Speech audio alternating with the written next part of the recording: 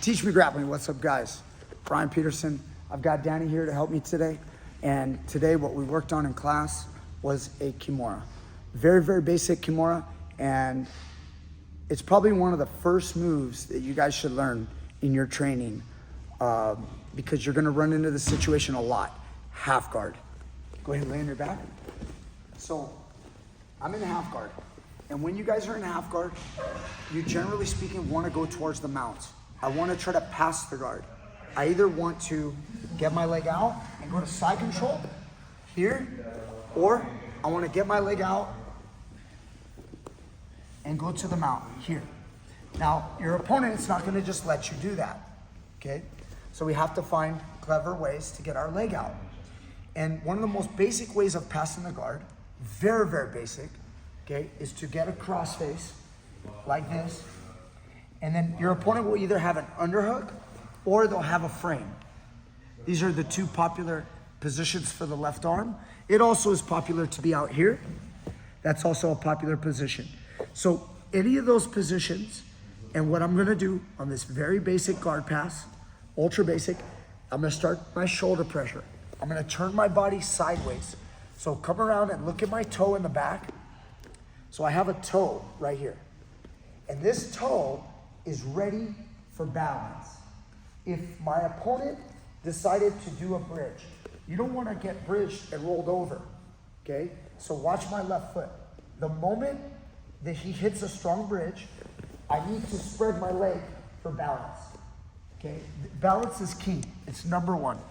Now, when you stretch your leg like I'm doing right now, I leave the opportunity for him to recover his guard.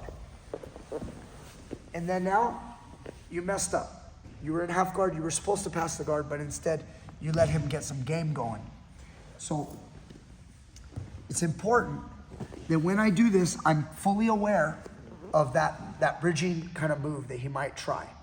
And the way I do that is I turn my body sideways, I load my toe, so my toe is loaded, and I shift my body weight on top of my opponent. So now, as I do this, I never want my opponent's hips, his belly button, to be pointing vertically and further towards his right. This kind of sideways position creates an opportunity for him to have a massive bridge. And so when I do this, I'm on my toes, I'm putting my weight on my opponent, and I'm crushing with my shoulder. And now I'm gonna start walking my legs this way. Once I've reached this point, if he starts that bridge, he can't get it going. At this position, he's still pretty dangerous. I have to respect him, okay? So the moment I'm here, like this, I wanna make sure that I bring his legs this way. The other reason I wanna do this is because getting your leg out does not happen from pushing his leg when he's here, like this. If you push the guy's leg, all he has to do is tighten up and you won't get your leg out. So what I wanna do is I wanna step my leg this direction, and now at this angle, can you hike your legs up a little higher?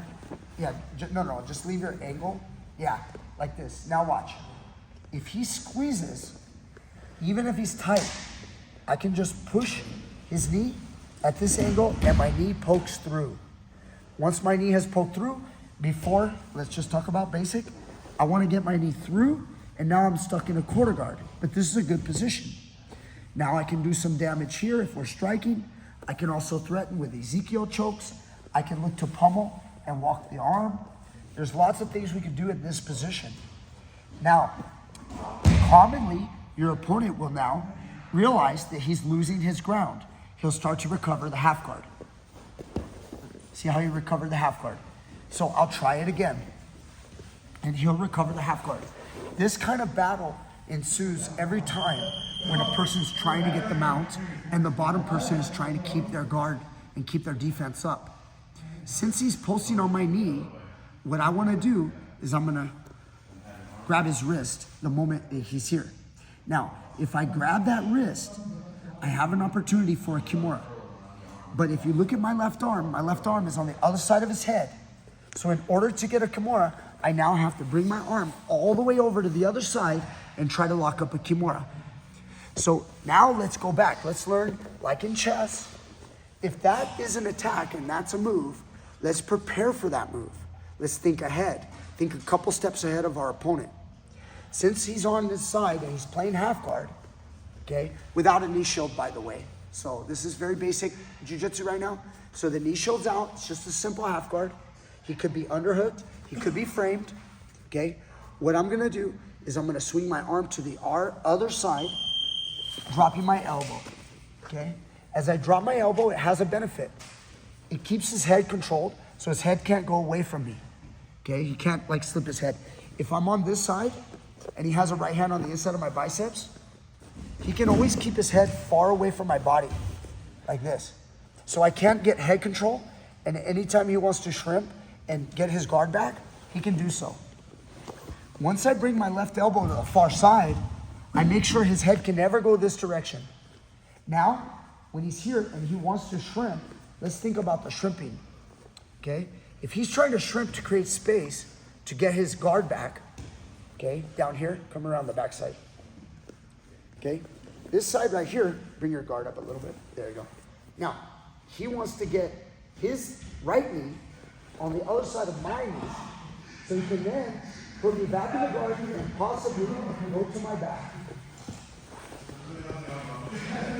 So that's an attack that is very, very good to use when someone tries to put the elbow on the far side. If they put the elbow on the far side, Danny starts to smile and he starts to think, maybe I can go to the back. If he can make a space, he can go towards the back, okay? And even if I was to bring my arm to the other side, he would still have guard. We have to be cognizant of that. My elbow's here, I've turned my body sideways, and my toes are loaded. Remember what I said before. All my weight, I get on my toes, my knees are off the mat. He cannot recover the guard. So if his guard tries to come in, I'm pinching a little bit so that this knee cannot recover through here. That would be bad. So I'm gonna keep it nice and sharp and pressure. And then once I'm here, I always wanna take the hips and do what I call kill the hips. I kill the hips by making his hips point the other direction. I do that by walking. I don't do that by trying to push on his leg and pull my leg out. That's not how we do it. We actually maneuver his leg by walking. And now, as I push the knee, he sees the threat, he posts the leg, and recovers the half guard. There was our opportunity. So let's take it now.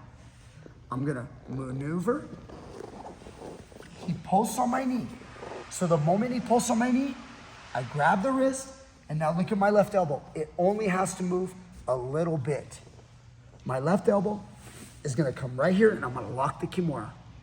Now, he might have just my ankle, he might have my whole knee. He might recover the leg. When he does this, for basic, try not to straighten out your leg and give him a lockdown. That's a lockdown. Bend your leg so that he doesn't have that much of a half guard. And then I want to learn about how to finish this Kimura. My way, 5-finger grip, because the strongest guys in the world, you don't want to be playing around with them like this. If you get with somebody that's much, much larger than you, and you're here, even if I'm at the elbow, a guy that can straighten and like this, you're not going to be strong enough to push and make a straight elbow lock like this with my thumb. See my thumb? This is really bad. What I want is I want to go 5-finger grip, twisting the wrist and controlling properly here. Don't be at the shoulder. If I'm at the shoulder, yes, there's possibilities, but I'm teaching basics and I don't want to be here. Another strong guy right here can straighten and sometimes break your grip, okay, like that. If I bring my elbow towards his elbow and I attack at this point, if he tries to straighten his arm, he's not going to be that strong. I can roll my wrist around on the Kimura, very basic move, but I'm not like this. I'm like with a weak grip. I see a lot of students, they get weak grips. I always say strengthen your grips.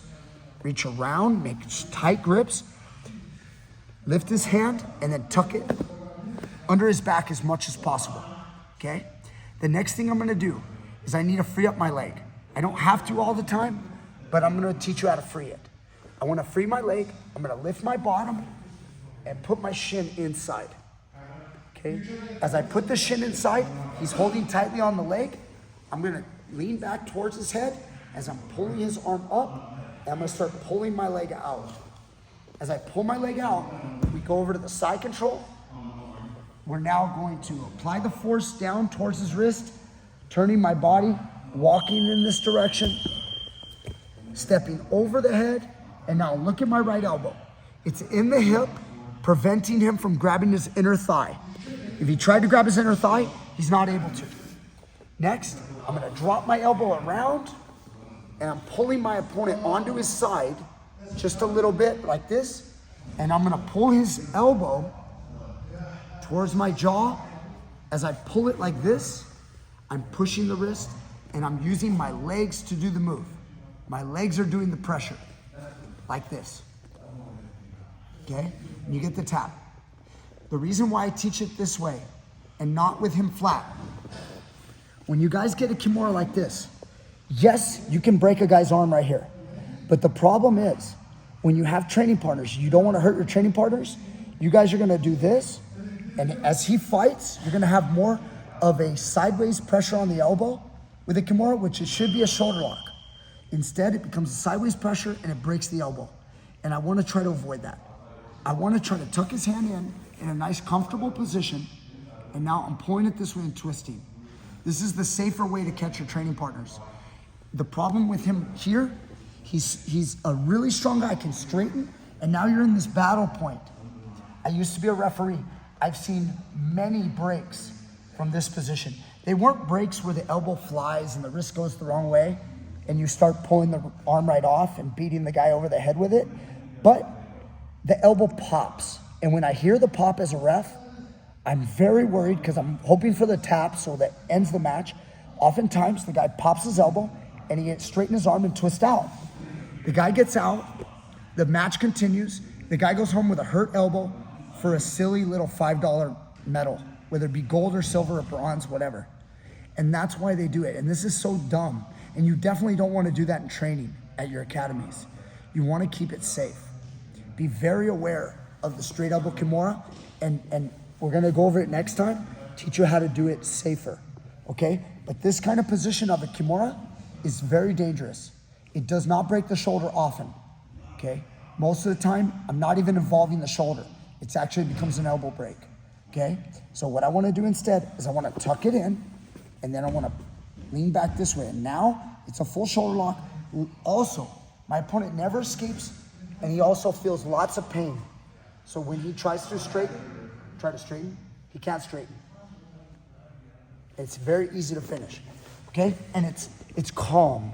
You don't have to break them. Last time, here we go. So instead of the near side crossface, I'm gonna go elbow on the far side, and I might even grab onto a leg right here. Remember, we gotta be careful of the crazy bridge machine that this guy might be. So I'm holding this leg. You can hold it inside. You can hold it outside. In the gi, you can just grab onto the pants. I'm right here. The guy's trying to maneuver. I use my toes. I'm walking my toes, killing the hips, pushing the knee. He goes, I go. Look for that Kimura. Again, if my knee is free, even better. I'm in a great position to go right away, putting my shin, and I lean back. Any kind of bridge that he uses, if he bridges me and I start to fall, you can put the guy in the guard style Kimura and then finish, okay? Obviously, don't go to the bottom unless you absolutely have to. Stay away from the shoulder, get near the elbow, shin, and lean. Sometimes you gotta cook a guy here for a while. You might have to stay here. He holds, you just hold too. Lean against his head, pulling my foot out, asking him, please bridge me. When he tries to bridge me now, I post and I push him back towards the mat. Notice I came up to the shoulder, so I'm gonna readjust. As I readjust, I'm walking, turning sideways, big step over the head, pulling my opponent on his side, and this is how I like to finish, right here. Nice and safe, and you get a beautiful Kimura. Thank you, Dan. That was perfect. Dan, you were a trooper, man. You like hung in there the whole time, okay? Yeah, thank you. It was miserable. I love it. All right, guys, comment down below. Try out this very, very basic Kimura. Obviously, there's many ways to finish. This is the details that I'm teaching today, and tomorrow I'll probably teach something different. But hope you guys enjoyed. Comment down below. See you guys next time with more great stuff.